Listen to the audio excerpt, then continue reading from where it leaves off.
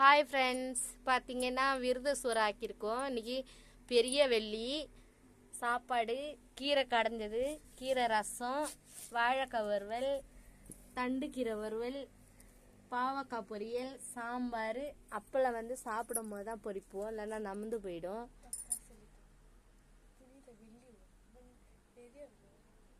பெரிய வெள்ளின்னா சொன்னேன்.